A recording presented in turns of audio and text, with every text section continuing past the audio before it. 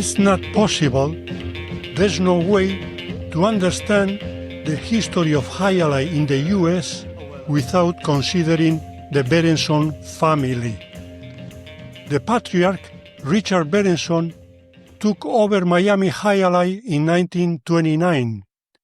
6 years later, he succeeded in having Jai-Alai wagering legalized.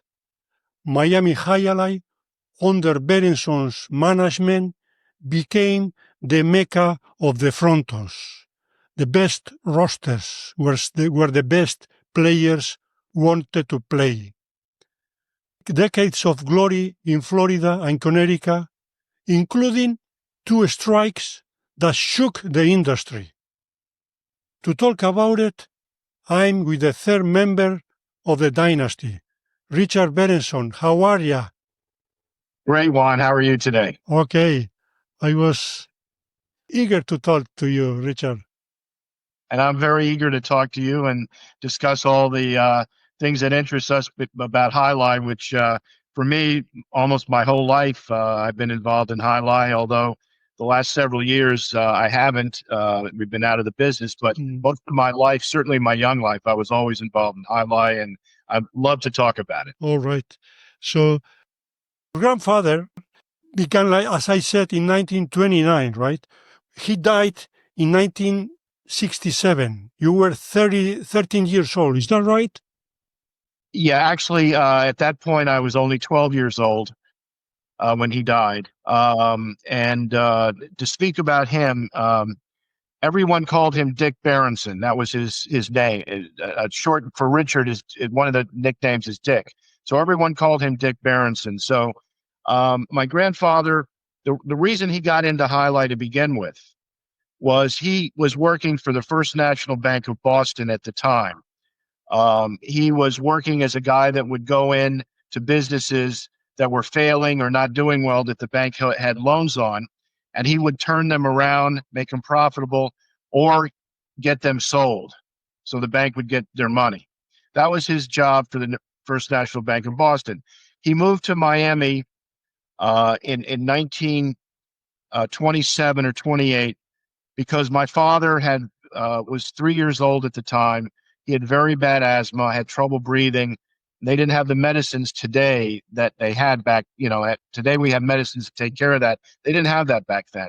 So he almost died a couple times as an infant. So the doctor said either move to Arizona or move to Florida because the climate is better. So he decided to move to Florida, and he had decided to move to Miami, and the First National Bank had him do various jobs down here with loans that they had.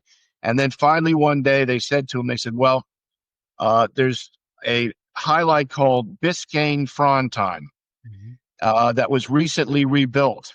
It originally was on a parking lot on Hialeah Racetrack. It was blown down in 1929 by the hurricane. So in the early 30s, the Jai Alai was rebuilt and called Biscayne Jai Alai, where it's still located today. So sometime in the early 30s, I don't know the exact year, but my First National Bank of Boston said, look, the Jai Alai is not doing well. We want you to go in there and see what you can do to turn it around and tell us what needs to be done. So when my grandfather got there in the early 1930s, after it was already built, he ran a season or two, and he said, you know what? The only way we're going to make money here is with gambling. Otherwise, it's not going to make it. We can't make it on any other way. So here's what happened. Very interesting. At that time, only horse racing was legal in Florida. There was no other gambling that was legal in Florida, only horse racing. So they had a very strong, what you call lobby, meaning their lawyers was very tight with the state to try to keep them exclusively the only gambling in Florida. So at the time, ironically, there were people that wanted to put dog tracks in Florida, all over Florida. And my grandfather aligned himself with them, and they worked together, the dog track people and my grandfather, to try to do what they could to get Jai Alai legalized. And the way they went about it was very, very smart. Challenged the state saying, look, this is a monopoly. You're not allowed to have monopolies, and because only horse racing is legal. That's not fair.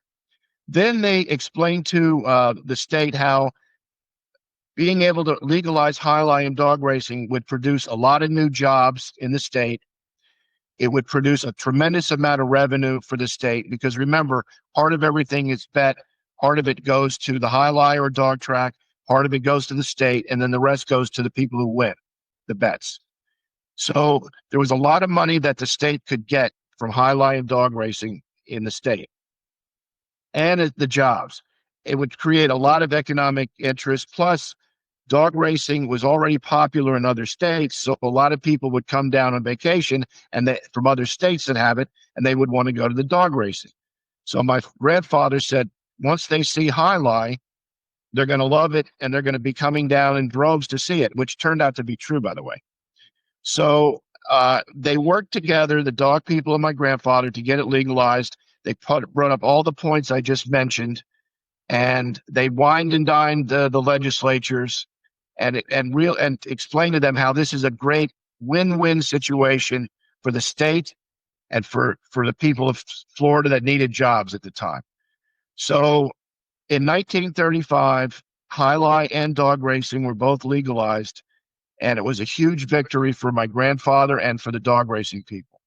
Keep in mind, at that time, there was only one jai-alai in Florida, which was Biscayne, Fronton, which my grandfather later changed the name to Miami Jai-Alai.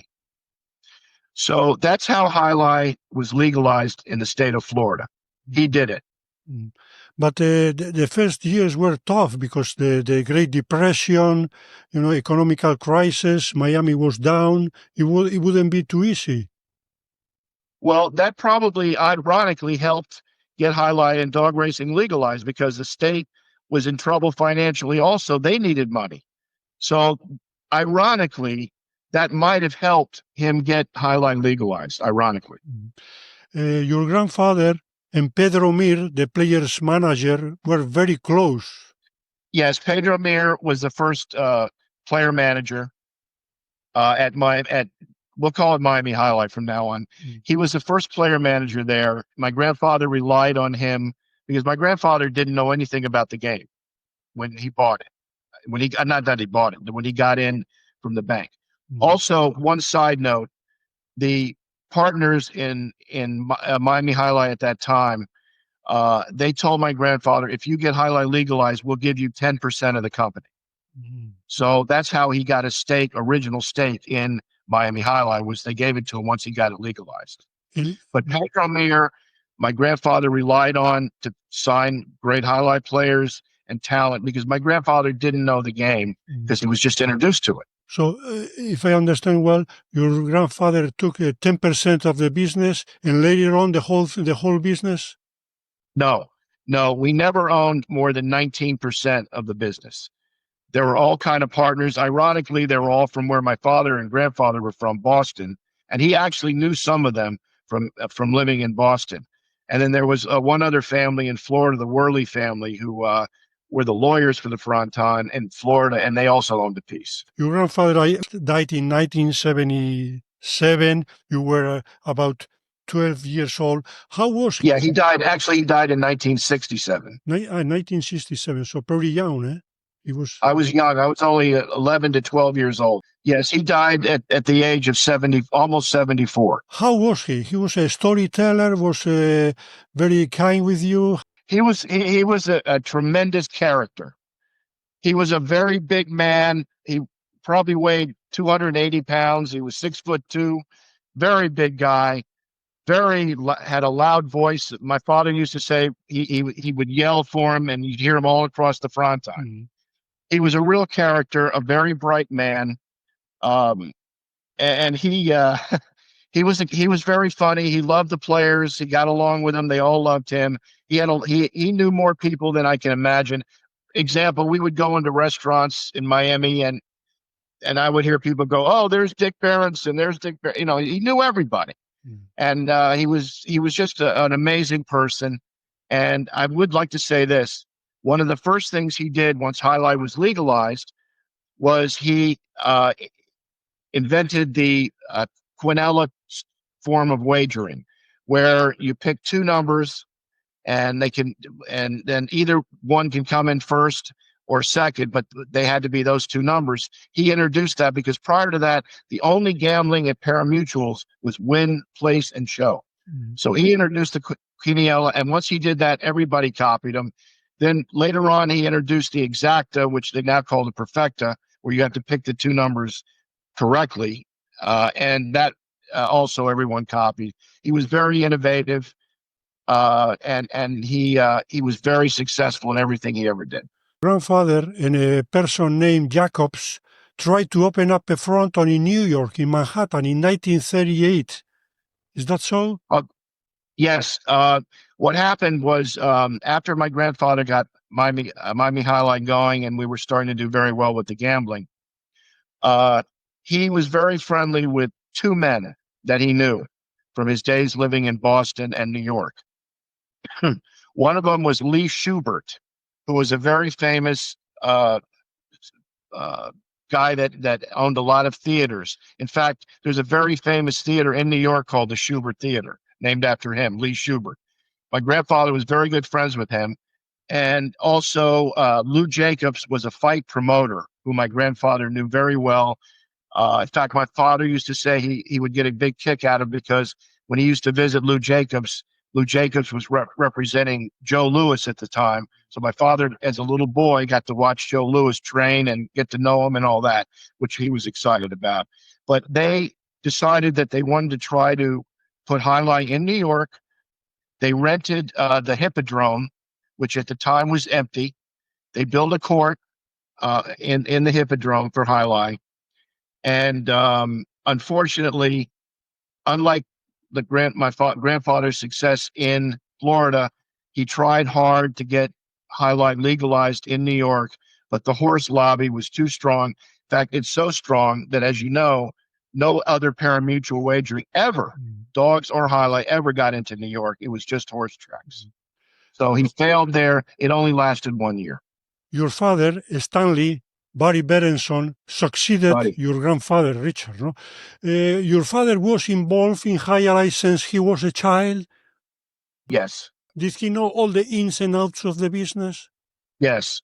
My father, not only did he know all the ins and outs of the business, but he also learned the ins and outs of the game from the players and watching them. Did he ever practice, your father? Yes, he did. He did? He did. The only problem is he was left-handed. Yeah. So he could throw with the left side. He scared him, but he had no right side because he was left-handed. So, but he learned the game that way, and he also learned, how the qualities of good players versus not so good players, and he learned it from Pedro Mir as well. Yeah. So my father was very innovative, a very good marketing and sales guy, an advertising guy. And he did an incredible job. Once he got involved with the business, he ran the advertising and the marketing, and he made the business even bigger. My grandfather was more of a finance guy. Yeah. With numbers, accounting. That was his background. Yeah. My father was marketing, advertising. That's what he learned in college. Yeah. And he was very good at it, obviously. Mm-hmm. So my father came up with all kind of ways of increasing the business and getting people in there, and he did an incredible job. He linked up with all the hotels on Miami Beach to put package deals together so all the tourists would come to Miami Jai-Alai. He put Miami Jai-Alai billboards all over the buses, all over Miami. So you drive in Miami, you'd see, it says Miami Jai-Alai. What is that? He did an incredible job of expanding the business, unlike anybody has ever seen. He was unbelievable at that. And my father got friendly with a lot of the media, and he did a lot of interviews, and he was very good at doing interviews. And he was very popular, and he did an incredible job. My father, I think, had more impact overall on expanding the game in terms of the business than even my grandfather. My grandfather started getting it legalized and did some good things, but my father really got it to explode. And also, he often traveled to the Basque Country to recruit players. Did you go with him these trips? Yes. Well, in my case, I learned how to play highlight at a very young age, very young. And I learned all of the ins and outs of highlight, how to evaluate players from Pedro Mir and also Joey's coach, Epifanio, science. So I had the advantage of them being my teachers. And they taught me everything you could imagine about highlight. I mean, I'll give you one example just to tell you. For instance, I always wondered how come Fernando Orbea, had such a tremendous picada where he would throw with the right hand and the ball would bounce like I've never seen. And besides the fact that he just it was an incredible player and a very strong wrist, he also would tie his cesta lower on the hand. So he had more flexibility with the wrist than anybody else. But I learned all those nuances from Pedro and from Epifanio.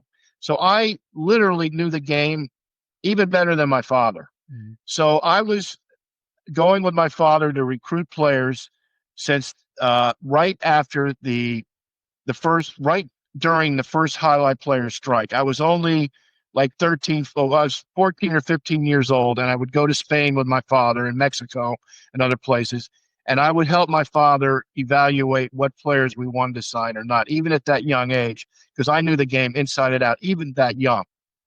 So my father relied on me as an evaluator. Pedro Mir relied on me as an evaluator, and we had our chief scout, a guy named Alfonso Ramos. Chincha Ramos. Yes, that was him. A little guy, little guy, but a very good evaluator. And we would meet with them, and then he would show us the players who he thought we would be interested in. But I watched everybody. I took his advice, but I wanted to see for myself. So, and Pedro Mir went on some of the trips with us, but, he had a bad leg, so it was hard for him to travel. But my father relied on me, and we signed some incredible highlight players over those years. I mean, I'll take some credit for that. What was your father's concept about Basque players as people, see? He thought they were great people. He thought they were friendly. They were strong, very strong. They were very opinionated in that they had opinions on things and stuck to it. He liked them. He got along great with them. With most of them. I mean, obviously you're not going to get along with everybody, but he got along well with them. I think my grandfather, probably because of his personality, got along with him better. Mm-hmm. My father was not, how should I say, he didn't have a big personality. He was kind of a quiet person. He was not super friendly with people, unlike my grandfather, who would go and grab and hug somebody and give them a kiss and, hey, how you doing? He was amazing. So I think the players probably liked my grandfather better, to be honest with you. But they respected my father, that's for sure. My father wasn't the type to go around and put his arm around somebody and say, oh, how you doing? That wasn't him. Richard, in 1968, players went on a strike. What are your memories? Okay. He was very upset. Very angry. He didn't understand why the players did it at the time. Remember, my grandfather had just died a year earlier, so my father had took over, and he took it personally, I think. He never got totally over that. He felt betrayed. He didn't understand why they didn't at least come and maybe negotiate and show up at the Fronton. They didn't do that. They didn't even try to really negotiate. They just basically said, we don't know what they wanted, other than they wanted the Montepillo as their organization, I guess a union, to represent them in every way. And my father said, well, I don't know anything about the Montepillo. I only know you guys, but if you want to have a representative come with you, we can talk. But they never did that. They never came. We learned only a couple months before the season that they were not coming. So my father and I had to scramble, going all over the place, the Basque Country, Mexico, the Philippines. I mean, we went all over the place to recruit and get highlight players for that season, the 1969 season, because none of them, only Mendiola was the only player who came. He was the only one. And we couldn't believe it. He was in shock. I was a young boy, so I didn't really understand all the implications at that time. But it was very disappointing. To this day, even before my father died, I don't think he totally could understand why they did that. I mean, it was just the weirdest. I mean, normally in a strike, you show up, you try to negotiate. If doesn't work, you go out and you pick it and whatever, like happened in the second strike. They didn't even do that. So it was very disappointing. And I think he held a bit of a grudge, to be honest with you, against those players for doing that. He felt betrayed. Yeah, that's why after that, Fronton's owners confectioned a blacklist where all the strikers will never play in Florida. Yes, I think. I think they're. I don't know if there was officially. Let's put it this way: there wasn't like a grand list on paper of, oh, here's the players we're not going to take. But basically, it was, well, the players that didn't come back, which is almost everybody, we don't want them anymore. That's kind of the attitude that us and the other frontons took, and they took other players from all over the place, as did we. Yeah. And we assembled a pretty good roster. But the problem was we had the best roster in the world for many, many years. And then you go and you have a roster that we had a few good players, but most of the players were not very good. Let's be honest. They were not very good. We needed them to fill roster spots so we could have our games and the season go on. But it was really it was a tough time. I got to tell you, it was a tough time. And that year, our attendance went down quite a bit. The money that was bet, called the handle, surprisingly didn't go down all that much, because a lot of the gamblers that only interested in gambling, they didn't care who the players were. They were just betting numbers. They were still betting like before, but we did lose. We lost a lot of highlight fans. And I remember my father would tell me, because remember, I was too young to go on the fronton at that time during the games. He would say, a lot of people would say, oh, these guys stink. They're no good. And why don't you bring back the old players? And, we want to see Chiruca and Orbea and Bengoa and Larrañaga and Guarita and Chimela. Where are these guys? These guys you got now, they're nowhere near as good. And my father said, well, you're right. They aren't anywhere near as good, but I had to start somewhere, and they didn't show up. He tried to explain to them. But it was very rough. It was very rough. You don't need good players because people don't care. People go to the fronton, they bet their money, or your father said, okay, no way, we're going to try to get the best players year by year, as it happened. Okay.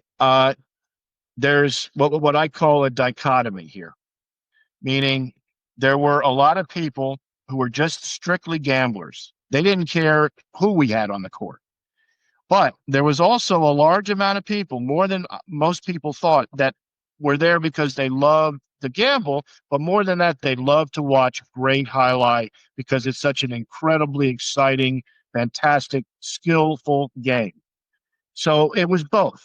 So we needed both. In other words, we did what we could to get gamblers in there, but we also did what we could to get the fans in there, and we always wanted to have the best highlight roster in the world.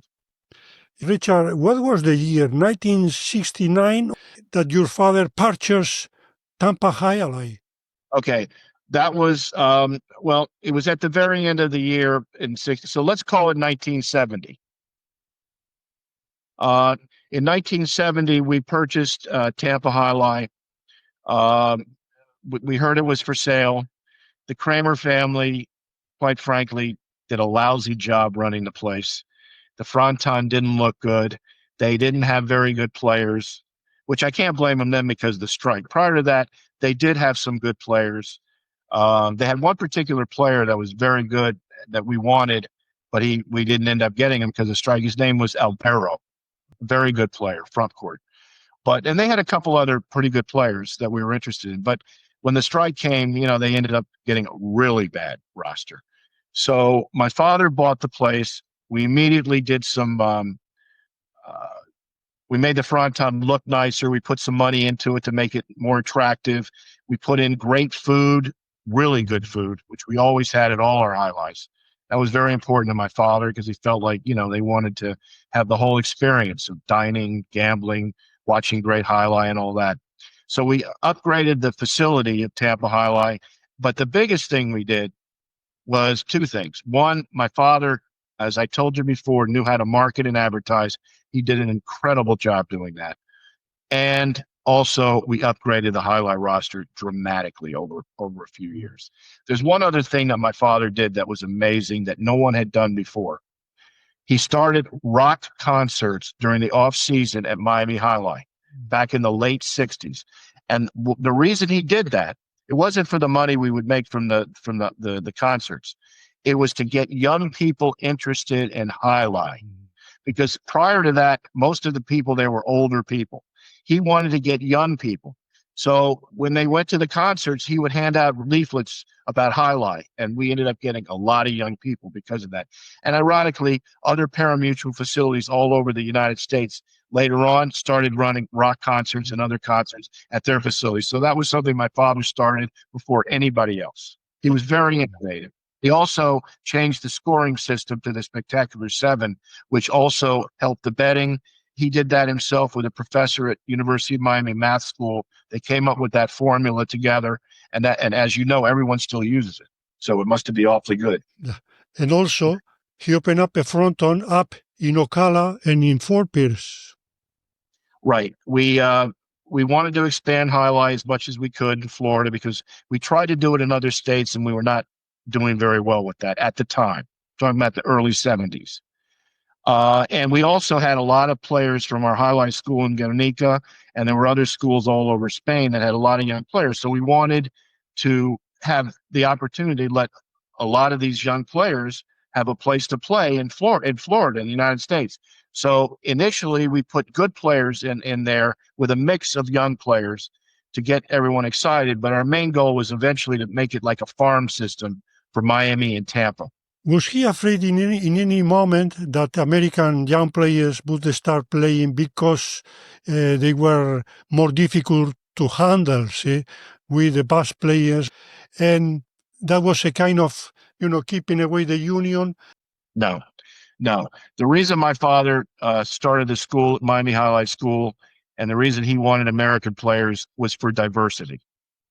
He wanted to have not just Spanish Basque, he wanted French Basque, he wanted Mexican players, he wanted American, Philippine players. I mean, he wanted a cosmopolitan group of players. He felt that was, everyone would prefer that.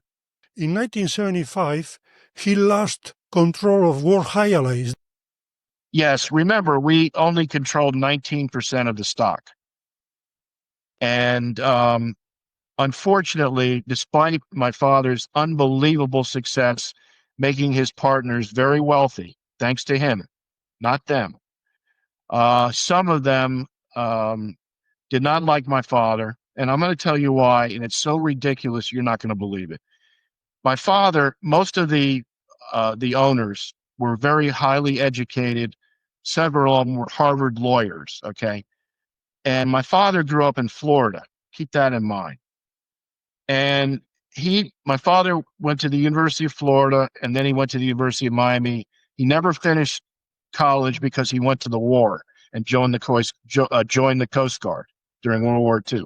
So he never had the kind of education that they had. But my father was an incredibly bright person. It doesn't matter.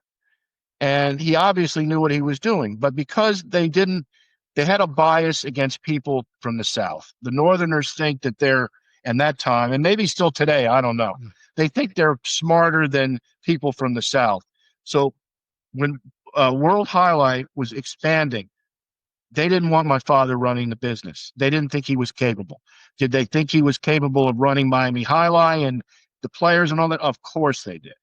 But when we got expanding, they wanted to bring in experts or whatever in business, not Jai-Alai, but other business to expand. And they wanted to get my father, keep him where he was at Miami Jai-Alai and not run the company. And they brought in a guy named John Callahan, to run the show. Yeah. People from Boston, is that right? Yeah. Correct. Yes. And in 1977, he sold the part of World Jai Alai, no? Well, what happened? He got rid of his stocks. Here's what happened. We had what's called a proxy fight, because remember at that time World Jai Alai was a public company. You could trade the stock. Okay, it was a public company. So my father initiated with his lawyer a proxy fight against those partners that didn't like my father to take over the company. We lost. It was a very close vote. We lost. We later found out that some of the partners had been intimidated by very bad people. Mm-hmm. And my father and I were both threatened on numerous occasions not to fight them. And quite frankly, we were worried about our own health at the time. Very worried. And when we lost the proxy fight, they wanted to buy my father out. And they wanted him out. They didn't want him anywhere near the facility. They didn't want him. They wanted to get rid of him because he wanted to try to take over the company. He lost, so they said, well, he's got to go. He's got to go. Mm-hmm. So basically, they fired my father. They fired me for no reason. I mean, I was doing a great job, and we sold the stock. My father sold his stock, and got a good price for it. I have to admit that. And then later, the stock that my grandfather had left my sister and myself, Wheeler, we sold out to Wheeler. Later, after we lost the proxy fight, they were looking to sell to somebody, and they ended up selling to Roger Wheeler. Boston Mafia killed Roger Wheeler, by the way. Roger Wheeler was a completely legitimate businessman. He was represented. He used the Bank of Boston. Here we go, back in the Bank of Boston. He was looking for investments because he was making a ton of money. He was a brilliant guy. So they decided that World Jai Alai would be a great investment for him. And the price that it went for, they thought would be a great price. So he didn't know anything about Jai Alai. He didn't know about my father. He didn't know anything other than the numbers that he saw as a businessman. And he bought the company, and all of a sudden, he noticed that there were some problems with the company. The business wasn't doing the kind of business it was doing and taking in the kind of money when my father was running it. So he was suspicious, being a brilliant guy like himself. So then John Callahan was in trouble with the state of Connecticut, because by that time we had gotten Jai Alai legalized in Connecticut, and we had the Hartford Jai Alai going. They would not give John Callahan a license because they said that he was known to be friendly with mob figures in Boston. So they wouldn't give him a license. So Callahan had to resign because of that as head of Jai Alai. Richard Donovan, who was his partner, took over the job, along with H. Paul Rico, who was an FBI agent, retired, that was brought into the company primarily to dig up dirt and try to get rid of my father. He found no dirt on my father, nothing. Mm-hmm. So they were running the company for Wheeler. Wheeler then decided that he was going to sell Hartford Jai Alai in 1980. So there were two possible buyers at the time: my father and the owner of Bridgeport, Robert Zeff. Yeah. We bid higher for the Jai Alai than Zeff did, and we ended up buying Hartford Jai Alai. And Roger Wheeler said, I've heard a lot of terrible things about you, buddy, from Donovan and Rico and the management, But after negotiating with you and meeting you, and I don't see what they're talking about. There's something wrong here. And my father then talked to Wheeler frankly about what he thought, and Wheeler opened his eyes. And then when we bought Hartford Jai Alai, part of the financing is Wheeler wanted to keep a second mortgage of a couple $1 million or so on the loan because he wanted us to give him all of our financials to compare with the previous year at Hartford. Well, lo and behold, well, even though we were doing less attendance and a little less handle the first year we got in there, we were bringing in more money. And we would send him these weekly reports. And my father, I'm also similar to my grandfather. I have a finance accounting background like my grandfather. So I was the chief financial officer for Hartford Jai Alai when we owned it. So I did all that. And I reviewed the numbers. And I went to my father and I said, Dad, there's something wrong here. He says, well, what do you mean? I go, why are we taking in 30% more money on the non-gambling revenue when our attendance is down and we didn't raise any prices? And look at the parking. It's the most ridiculous of all. So my father said to me, he said, what do you think? I said, I think there's skimming going on here. What else could it be? It can't be incompetence, my God, that they had. I mean, they weren't that bad running the company. Come on. So Wheeler looked at the numbers and his accountant, and they said, oh boy, this is not good. So then Wheeler was suspicious. And after we had Hartford Jai Alai for about 6 months and all, and then we were doing better business by then because my father did a lot of his good work with marketing and advertising and stuff. We were doing better. And then we were bringing in a lot more money than they were doing. And Wheeler was really upset about it. And also the remaining Jai Alais, Ocala, Fort Pierce, Miami, and Tampa, their revenues were not where he thought they should be either, based on the business. Because the business was still doing great in Florida. So Wheeler was concerned told my father he was concerned for his life. And he said, you better be concerned for your life too. And we said, oh, we know from the Proxy fight we were worried. So about 2 weeks or so before Wheeler was murdered, my father had a conversation that we now believed was wiretapped by the bad people, we'll say. I'm calling the bad people. And at that point, Roger Wheeler said, buddy, I've decided that I want to sell you 60% of what's left of World Jai Alai, Miami, Tampa, Ocala, Fort Pierce, and half of Guernica. And I'm going to get all the financing for you. And I'm going to keep 40%. And I'm going to try to help you get Jai Alais in other places like New York, Chicago, big places, because I have a lot of clout because I'm well known and obviously a very wealthy guy. So that was the plan. It never happened because Wheeler was murdered, as you know, at his country club in Tulsa, Oklahoma. Richard, why did he kill John Callahan as well? Because from what I understand, Callahan was going to be talked to by the FBI and the state police, and they were afraid that he was going to talk. I see. So rather than talk, they killed him. Was the Hartford purchase a bargain for you? Was it what? A bargain? You're cheap?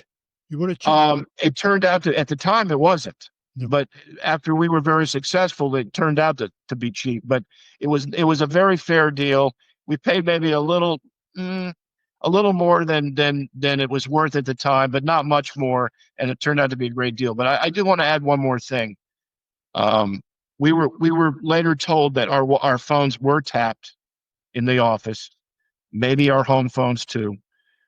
And we also, the first month after Roger Wheeler was killed or so, we were concerned for our own lives.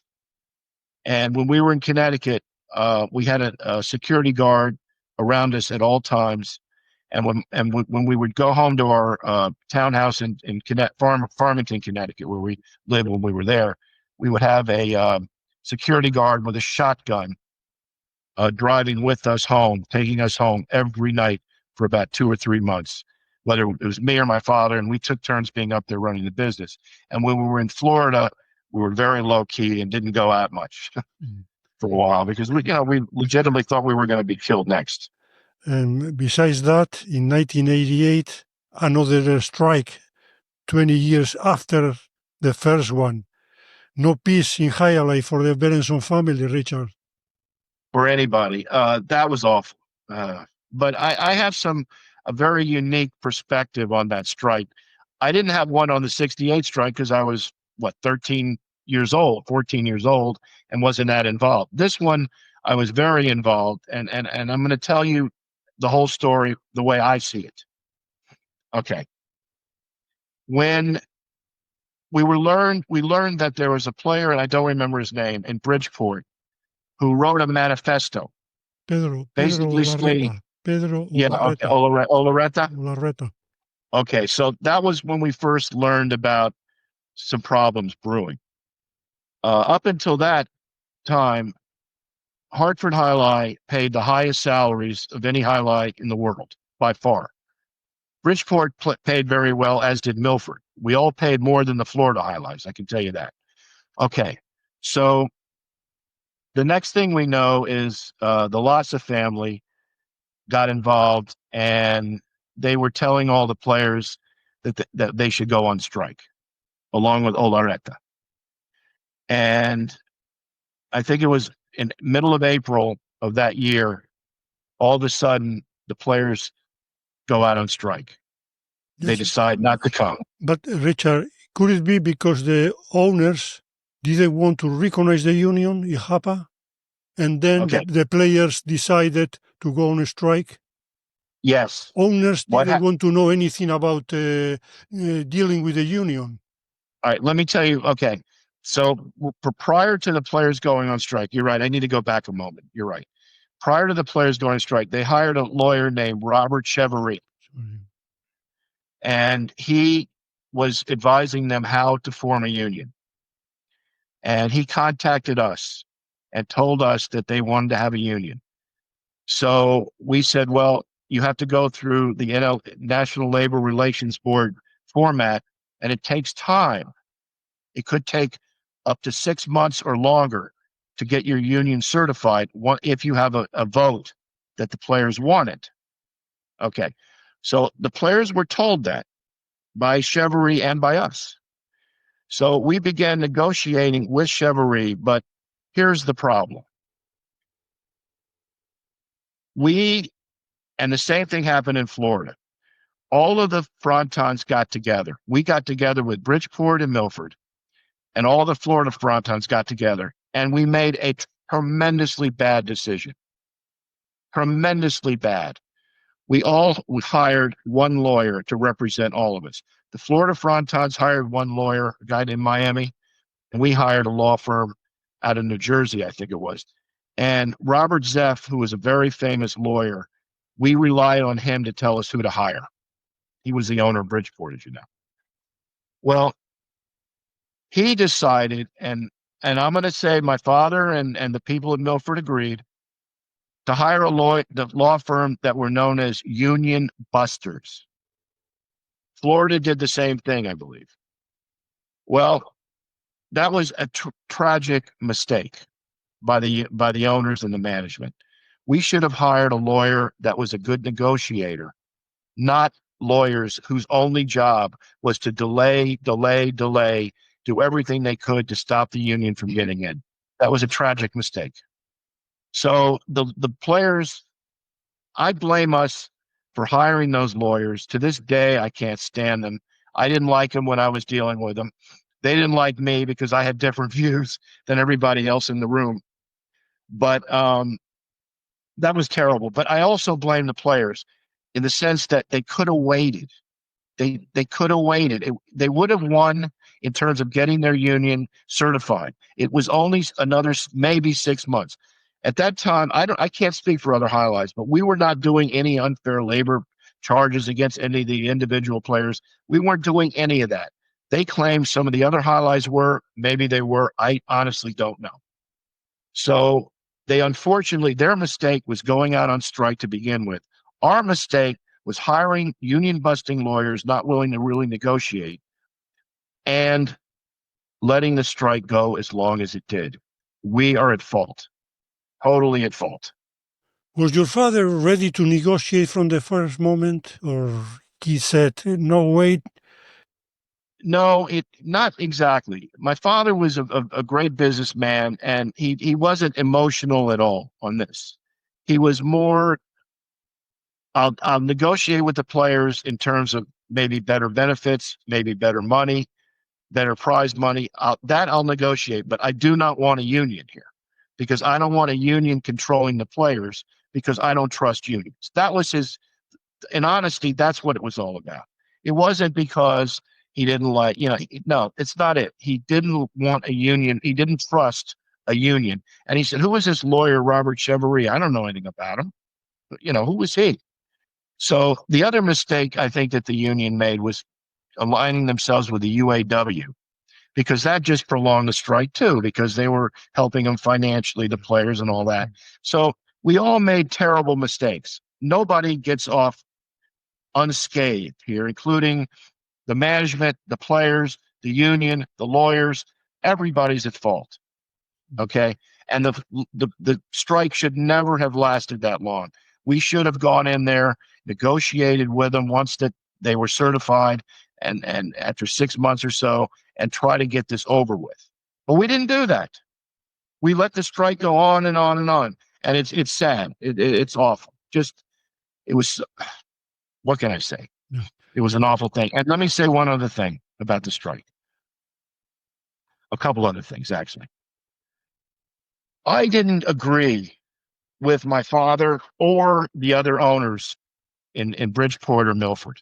I didn't agree with them on these lawyers. I said we should negotiate right now with the players after they got their certification around 6 months after the strike. I said, we need to negotiate now. We cannot keep putting this off.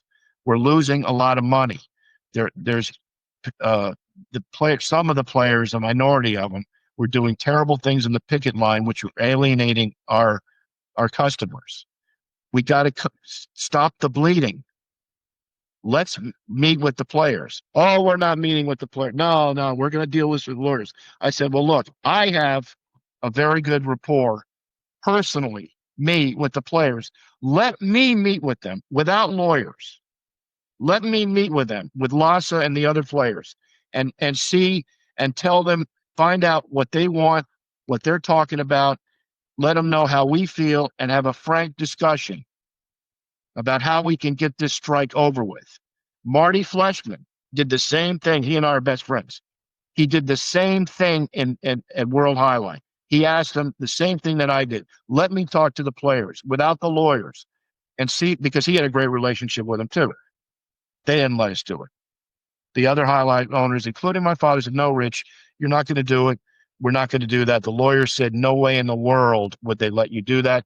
And the same thing happened with Marty. He wasn't allowed to do it either. I really believe, had we been able to do that, it's possible that the strike could have ended a lot sooner.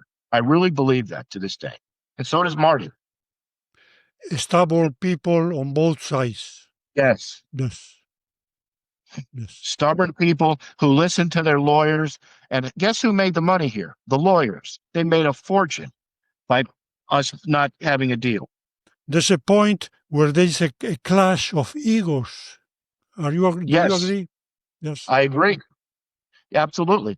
And the other thing that really didn't help the union is when they did not strike Milford, because that made my father incredibly angry and made Robert Zeff incredibly angry, and it made them have even more anger against the Jai Alai players and the union, because they said, this is not fair. Milford's making all this money, and they're just, and yet they don't have a union, and they're making all this money. They didn't strike them. That's not fair.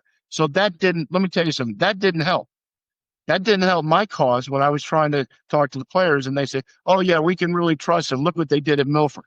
What could I say? I mean, that was a terrible thing, Mm-hmm. So it was everybody lost. Everybody lost. The worst scenario, right? The worst, both sides, everybody losing. Everybody lost. It was a terrible thing. So, and both sides are to blame to some extent. 3 years of labor conflict, attendance going down, handle too, right? We were finished. And let me say this.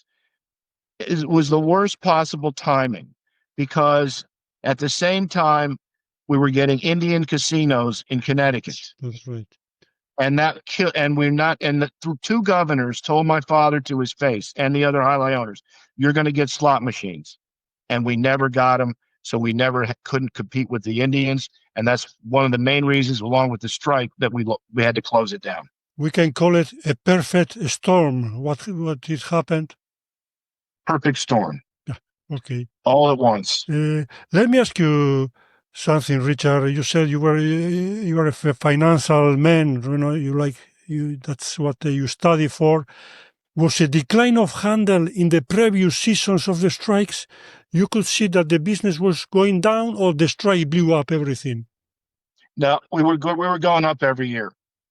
In Hartford, I'm talking about Hartford. Yeah. We were going up every year, and then when the strike happened, it was dramatic. I mean, it was from a high to a low. I mean, it was just dramatic. We were still doing fine and well right through up until the strike, and then everything fell apart.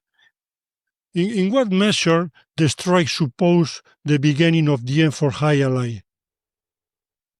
Well, it had a huge part, especially in Connecticut, because in Connecticut, the players were allowed to do basically whatever they wanted on the picket line, because the Hartford and Bridgeport police were union and they sided with the players. So the players were doing a lot of bad things, very embarrassing things. And I was shocked.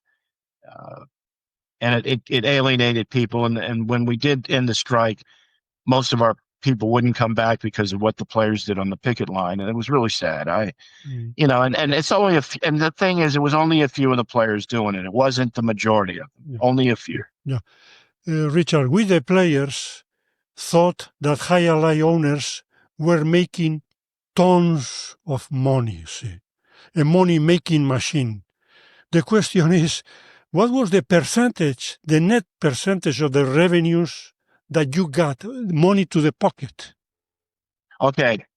Well, you got to remember, the handle, the money that was bet, of that, we got about 11% of that. The state got about 5 or 6, and then the rest went to the winners. And then we made money on the concessions and the parking. Our best year at Hartford Jai Alai, we made $4.5 million in that year. It was a low percentage when you consider the amount of money that was bet. So it's hard to give you that number. But, like I said, we kept about 11% of the money that was bet. And then the state had about 5 or 6, 7. I don't remember it. I think it was 7 or 8. And the rest would go back to the winners. Mm-hmm. So that's a finite number we would get from what was bet. And then we made money from the admissions and parking and all that, which was a much smaller amount, obviously. Mm-hmm. But I can tell you that the best year we ever had, we made $4.5 million that year. Mm-hmm. And we had a couple of those years. Yeah. Hartford, and then the strike happened and we lost money. Yeah. Hartford closed its doors in 1995. 66 years of Jai Alai, more or less, for the Berenson family. Jai Alai is over. What are your memories? Okay, I'm going to tell you why we closed the Jai Alai.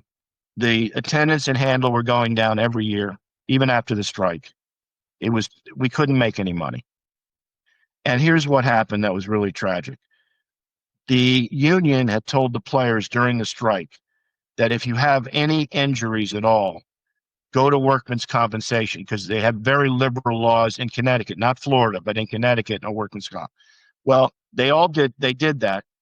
And before the strike, we were paying in premium for workman's comp a year about $50,000. By the last year of our Jai Alai operation, we were paying $600,000 a year in workman's comp premium. So I did, in the beginning of 1995, I did a pro forma of what I thought we were going to do business-wise, and I've been very accurate with that, by the way, because in prior years. And I came to the realization that because of the 600,000 workman's comp, we could not make any money. We would only lose some money. So I said to my father, here's the numbers. They don't lie. This breaks my heart. we got to close. And we closed in September. We gave the, I don't know, 60 or 90-day notice to the union and the other union we had. And it was over. No, So I've been out of Jai-Alai business-wise. I've been out 30 years now. So at that time you were 40 years old, more or less, right? Yes. What? And then you had to start doing other things, new jobs, new management. Well, no, what I did was I ended up buying real estate down in Florida and managing it myself. And I also was doing stock option trading myself, which I still do. But I'm getting near the end here. I'm 70 years old, so I'm looking to retire very soon. I've worked hard all my life, so I'm ready. Yeah. And I would like to point out one other thing that we kind of missed, if you don't mind. A lot of people ask why a number of the highlight players that went on strike in 1968 ended up coming back to play in the frontons. I'm the reason. Me. I convinced my father in the early 70s. I said, Dad, we should bring these great players back. The strike is long gone. There's no reason not to. We need to bring them back. And at that time, Bridgeport was signing most of them. But I said there were still some out there. And I said there were two particular players I wanted to start with. And I said, and at that time we were looking to upgrade Tampa's roster and really make it great. I said, there's two players I want, and I've always wanted them because they played at Dania, and I wish we had them. One of them was, the first one was Goronio, who's one of my favorite players, by the way. The other one was Jesus Elegibarrieta. Two fantastic, great players. And I had to talk my father into it, but he finally relented, and we signed him. Those two, we ended up later signing Julian Guenechea, who was a player that played in Miami. He was a very good backcourt to Tampa as well. And then we ended up signing more and more. I would have signed more, but Bridgeport had beaten me to it. Yeah. But I had finally convinced him, don't hold the grudge anymore. Let's get him. So that's why a lot of them play, because I brought him back. You mentioned two favorite players, Goronio and Jesus Elegibarrieta. More players that you really liked throughout your Jai Alai years? Yeah, I'm going to tell you my favorite. Before the 68? No, I got to see all these great guys. And I'm going to tell you, to me, there are 5 players of all the generations that I've watched who are the greatest players I've ever seen. One is Orbea, Fernando Orbea. 2 is Bengoa. 3 is Guarita. 4 is Larrañaga. And you can guess who number 5 is, Chiruca. Those 5 players, for me personally, and my father would agree if he were here, were the greatest highlight players of any era that I've seen or he's seen. They are, artistas, I don't know what you call them, but they were just in a league of their own, unbelievable players. My father's 2 favorite players, by the way, were Bengoa and Chiruca. And also Chimela. Chimela also. Chimela. He's right below that level, you know what I mean? But he's right in there. And we love Chimela. What a wonderful player. Exciting. The fans love Chimela. And nobody could climb the walls like Chimela and Chiruca. Those 2, unbelievable. You know what he said when I interviewed him in Miami in his home 2 years ago, recalling the first seasons, he told me, I still don't know how Berenson gave me a contract because I was such a terrible player at that time. See? So your dad or Pedro Mir or someone had a good clinic eye. Well, I'm going to tell you a story. I actually know that story. This was before I went. I was a little boy when Chimela first got to Miami in the early 60s, right? So, but I remember my father telling me a story that he and Pedro were in Spain and they were watching, and my father said, who is this guy Chimela? And my grandfather, and Pedro Mir said, oh, you don't want him. He's no good. Pedro Mir said he has no right. He has no right side at all. He's only left. He's strong, but he doesn't. He's too green. He's not ready. You don't want him. My father said, to hell, I don't want him. I'm taking him right now. And we signed him, and the rest is history. So that my father gets credit for that. You mentioned a couple of great names, Orbea, Guarita, Churruca, Bengoa. What about Bolivar, Richard? He was the superstar in Tampa, and suddenly he decided to go to Bridgeport. What did your dad said? You couldn't be stopped? Couldn't be offered more money? What year did he leave? I believe it was 1975. All right. I don't, to tell you the truth, I don't remember why we didn't get to keep him. That one I don't remember. But I can tell you one thing. I originally wanted Bolivar to come to Miami, not Tampa. Yeah. But my father said, no, we need a star in Tampa. So, okay. And he didn't want to go to Miami. That's what he says. And I wanted him at Miami, but my father didn't listen to me. Because he was such a superstar in Tampa, and in Miami, you know what kind of roster they had at that time. Yeah, well, Bolivar is a great player. I like him personally. I wish him well. I don't know why he went to Bridgeport, but look, he did what he thought was best for him, and I give him, good. That's fine. And he was a star there with all those stars. He got to play with those old superstars, and I think it probably worked out overall good for him. But yeah, he's a great player. Joey is a great player. I mean, I could go on and on. I was just telling you the top five in my opinion, but there's plenty, right there. You know what I mean? And what about the singles player? Well, Orbea was an amazing singles player because of his serve. I mean, he put so much picada on the serve that you'd always be trying to get the ball on the side of the back wall. It was very difficult and put him in a hard position. But another guy I love as a singles player was Assis. Oh my good, what a singles player! Oh my good, and a great guy, by the way. Wonderful guy. Richard, after so many years, what do you feel most proud of it? Your family's legacy. When we mention the Berensons, what comes to your mind?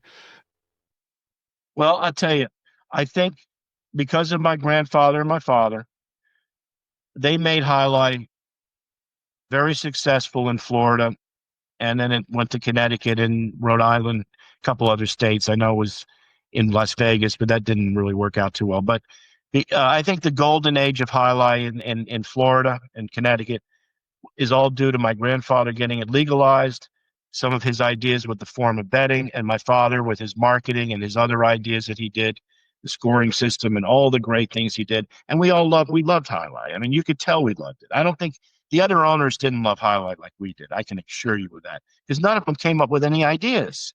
None of them. It was always us. And so I'm very proud of that. And I think Jai-Alai without the Berensons would not have made it in the United States. I really believe that. And the one good thing I'm sorry that it ultimately failed for all the reasons we discussed. Too much competition. The Indian casinos just killed us. And the other thing is Jai-Alai never changed. It remained the same from when my father came up with all these ideas.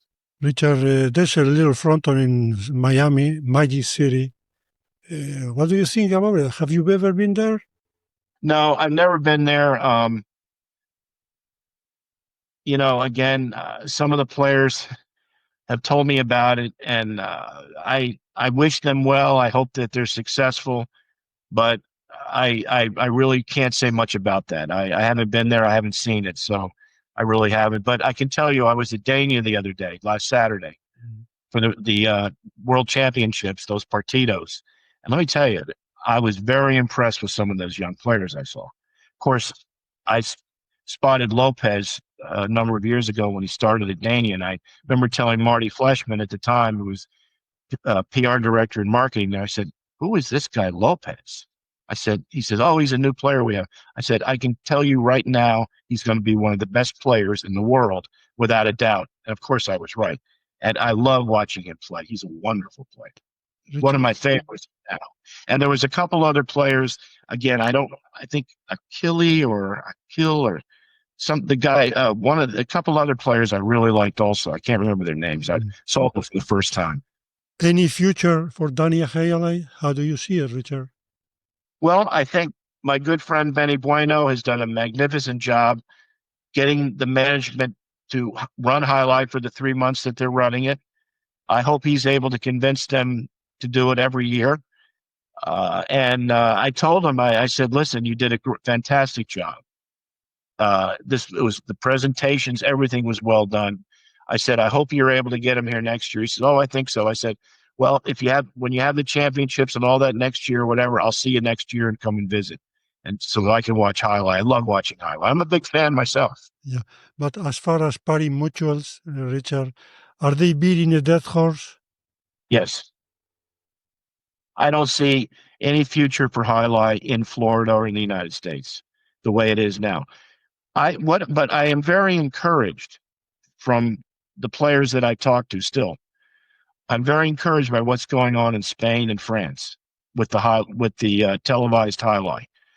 We always wanted to televise Jai Alai, but back in the 60s and 70s and even 80s, there wasn't enough sophistication with the cameras that you could do it justice. Now you can with the technology we have. So now people are being able to watch Jai Alai as if they were there.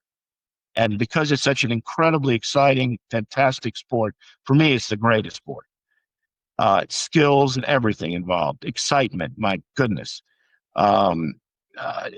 I think now that people in Spain and France are being able to watch Jai Alai and appreciate it, I think it's going to create a lot more fans.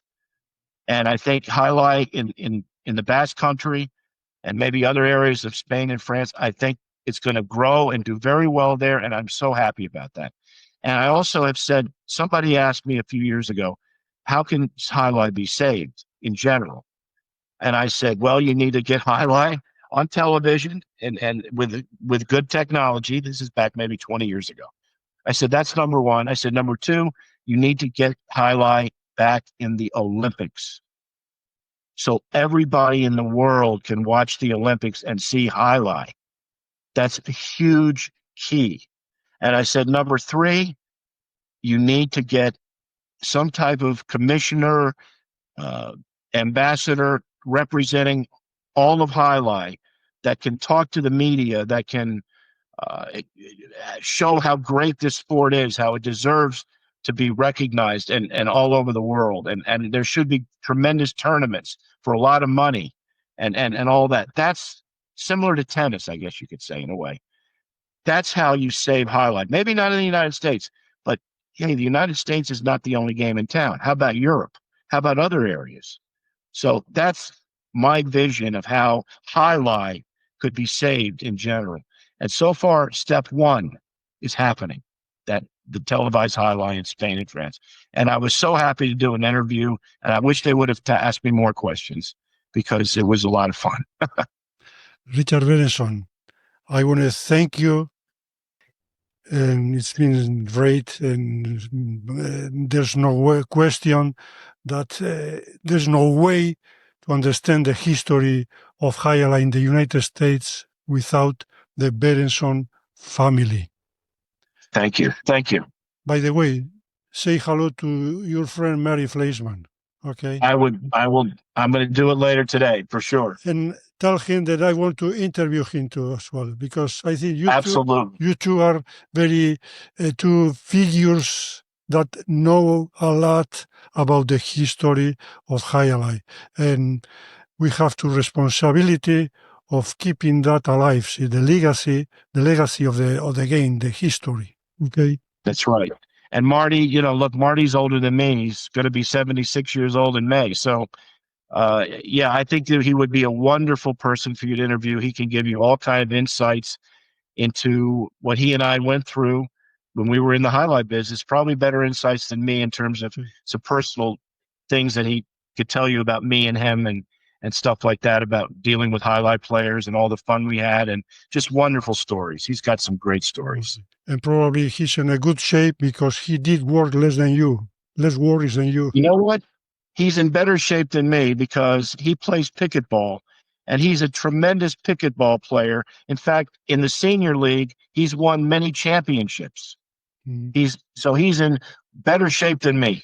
And probably he's a better pickleball player than a Jai Alai player, because I remember him when he started in Tampa, was his second year, his second season, my first season, and I remember him practicing, and I believe you. I'm pretty sure that he's a very pickleball player. Yeah, he's. You know what? You don't need power to play pickleball. He has no power. That's why in Jai-Alai, he was one of those guys that, and I played with him all the time as amateurs, and he and I were the opposite.